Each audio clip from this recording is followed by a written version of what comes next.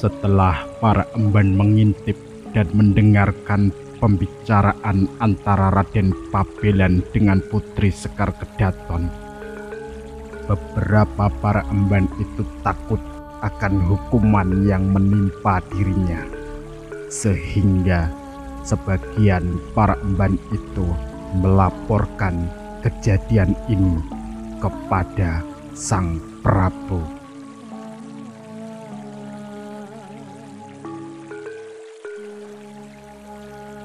Sementara itu, di Siti Inggil, Kanjeng Sultan Hadiwijaya sedang ada pasewakan agung. Hadir para sentono dan nayaka praja, juga segenap para bupati lengkap. Tiba-tiba dari Sri Manganti, Emban Inyo berlari sambil menangis.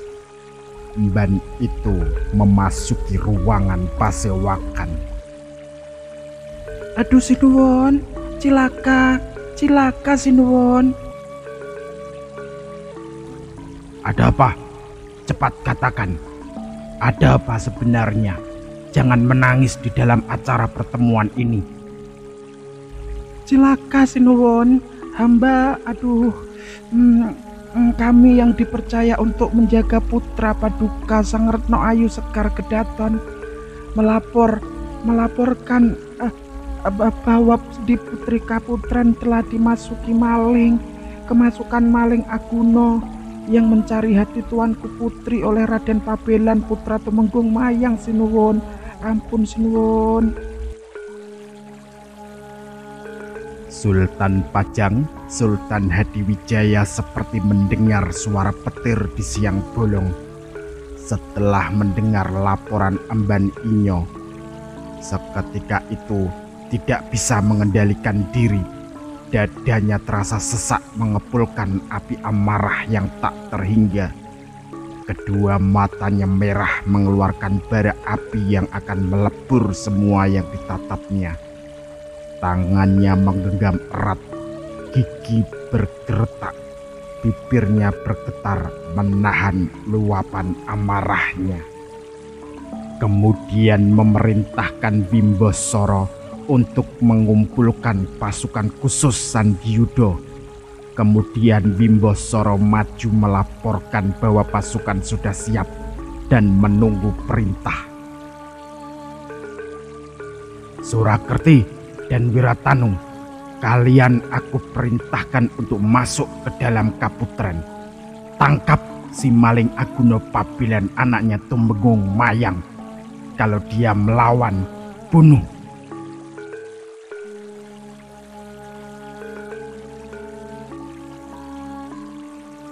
Yang ada di Kaputren, para emban, ceti, semua sudah berikrar untuk ikut mati bersama sang putri.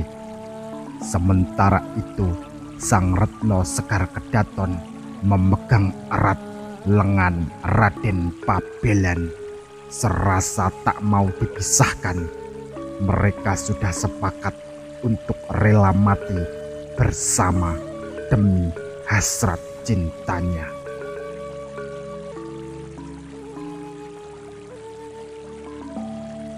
Ketika itu, Lurahing Tamtomo Kanjeng Raden Ngabehi Surakerti yang memimpin pasukan memasuki Puri Kaputren dan segera mengepungnya. Ia pun mendesak maju untuk mendobrak pintu Kaputren. Tetapi dari dalam, Ratu Mas Murting Ningrum keluar dari ruang Kaputren sudah bergandeng erat. Sementara di belakangnya para nyai emban pengasuh Tuan Putri sudah siap untuk membela Pati sebelo mukti. Melihat keadaan yang seperti itu, Raden Ngabehi Surakerti mundur beberapa langkah dan berembuk dengan beberapa pembantunya. Beberapa prajurit yang lain supaya mengepung melalui pintu lainnya. Kemudian Ki Ngabehi Surakerti masuk lagi ke dalam Puri Kaputren dan mendekati Raden Pabelan. Anakku, Raden Pabilan, ini paman yang memintamu. Keluarlah anakku, kau kuberitahu, jangan engkau merasa takut dan was-was. Aku yang akan menjaminmu. Kalaupun sampai mati, maka pamanmulah yang akan membelamu. Karena aku telah diberi wewenang oleh raja dan beliau menyerahkan segala sesuatunya padaku, termasuk ayahmu. Aku diberitahu bahwa kau memang ada di dalam Puri Kaputren.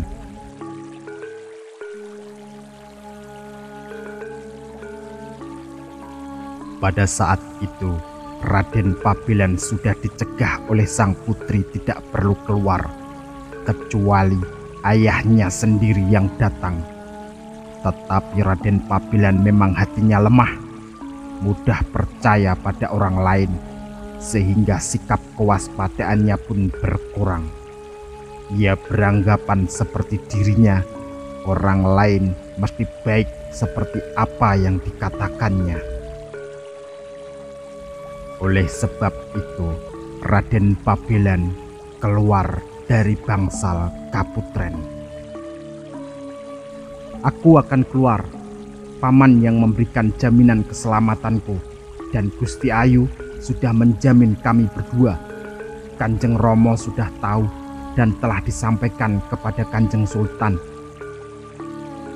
Sang putri akhirnya melepaskan pegangannya. Jantungnya semakin berdebar keras. Hatinya menjadi semakin gundah. Beberapa pintu Puri Kaputren terbuka, menyembul beberapa orang prajurit pengawal dalam. Dengan senjata lengkap, Ngabei Wiratanu menyuruh emban pengasuh untuk membawa Tuan Putri masuk ke dalam kedaton. Sementara itu, pintu keluar sudah terjaga rapat. Pasukan semakin merangsek maju mengepung Raden Pabilan. Raden Pabilan bermaksud mendatangi Ngabei Surakerti dan menghaturkan sembah.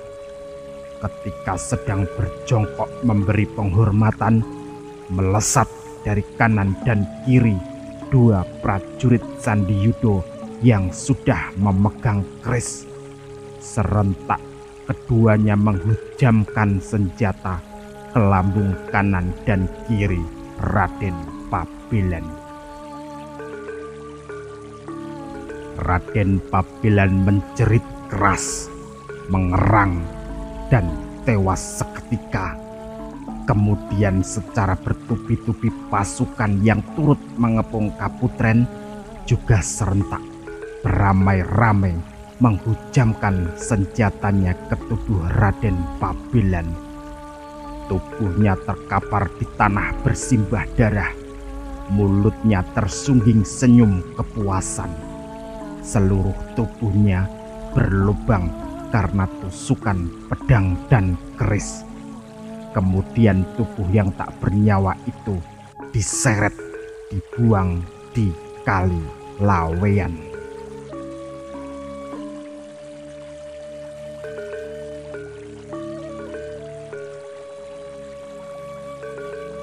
Kedua orang tuanya, yaitu Tumenggung Mayang dan istrinya, juga menyaksikan nasib malang yang diderita Raden Pabilan.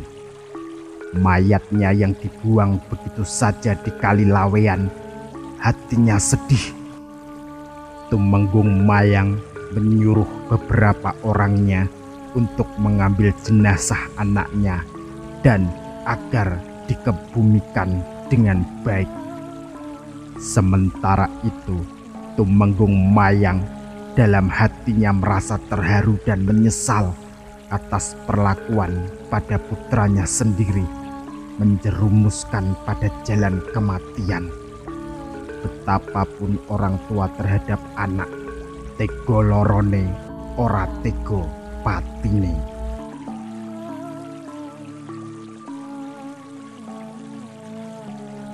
Tumenggung Mayang dan istrinya setelah menyaksikan mayat anaknya yang dibuang di Sungai Laweyan, dalam hatinya merasa terharu dan menyesal atas perlakuan pada putranya sendiri. Kemudian Tumenggung Mayang membuat Nawala untuk disampaikan kepada Senopati Engalogo di Mataram. Kanda Senopati, sembah baktiku memberitahukan bahwa anakmu si Pabelan telah dibunuh oleh Sultan Pajang di dalam Kaputren ketika sedang bercinta dengan Putri Sekar Kedaton. Setelah membaca surat dari Tumenggung Mayang, Senopati Engalogo hatinya tertegun. Dalam hati mengatakan akan melakukan pemberontakan pada Pajang. Lagi pula sudah beberapa pisowanan memang tidak pernah hadir. Eksekusi pada Raden Pabelan tidak hanya sampai di situ. Kini Tumenggung Mayang dipanggil ke Balai Manguntur. Tidak hanya kena marah Kanjeng Sultan, tetapi diadakan sidang darurat kode etik yang dipimpin langsung oleh Sultan Pajang. Keputusan Sultan bahwa Tumenggung Mayang dicopot pangkat dan jabatannya dan dicabut semua haknya di Katemenggungan, kecuali itu dibuang ke Alas Roban bersama istrinya dan tidak boleh kembali lagi ke Pajang. Tumenggung Mayang menerima perlakuan kehinaan akibat dari ulah putranya, tetapi nasi telah menjadi bubur. Manusia harus menjalani takdirnya.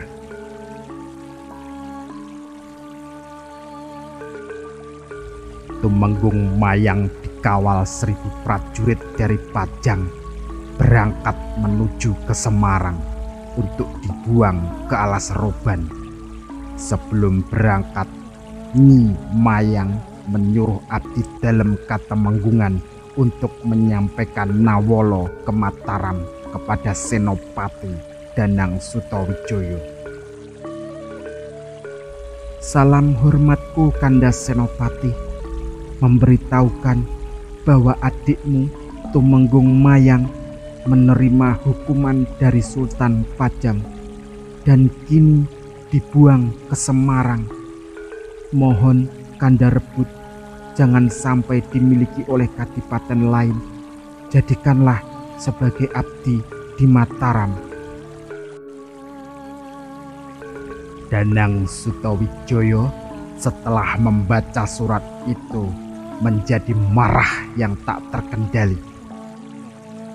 Hai saudaraku, dari pasukan khusus, aku minta bantuan kalian sebanyak 40 orang untuk merebut kembali adikku Tumenggung Mayang yang kini dibuang ke Semarang. Kau hadang di Tlatah Kedu. Usahakan berhasil, berangkatlah sekarang juga. Ke-40 orang terpilih itu sudah berkumpul. Senjata, kuda telah disiapkan semua. Kemudian Senopati membagi-bagikan uang dan perhiasan kepada ke-40 orang pasukan khusus. Bagi yang menerima sangat senang sekali karena mendapat harta yang cukup banyak. Bagi Senopati Engalogo itu sebagai dana kromo atau dana untuk membeli jiwa. Ke-40 pasukan khusus dari Mataram melesat ke arah utara menerobos Gendrowahono dan mendahului pasukan Pajang menunggu di seputar wilayah Kedu. Ketika sampai di desa Jatijajar, lereng barat Gunung Merapi, pasukan berkuda dari bumi Mataram bertemu dengan rombongan pengawal terpidana Tumenggung Mayang. Pasukan pengawal Tumenggung Mayang yang ada di depan diterjang pasukan dari Mataram menjadi bubar. 40 orang pasukan berkuda dari Mataram merupakan orang-orang yang telah terbiasa melakukan pertempuran dan tanpa rasa takut. Pengawal yang berjumlah 1.000 orang karena memang tidak dipersiapkan dari awal untuk bertempur, maka ketika mendapat serangan mendadak tak bisa berbuat banyak. Pasukan dari bumi Mataram setelah mengetahui sasarannya, yakni orang laki-laki yang diikat kedua tangannya, jelas itulah yang harus diamankan. Maka 40 orang berkuda menerjang ke depan Tumenggung Mayang, ditarik ke atas kudanya dan dibawa kabur ke arah selatan dan diikuti oleh teman-temannya yang lain. Terselamatkanlah Tumenggung Mayang hingga akhirnya dibawa ke bumi Mataram.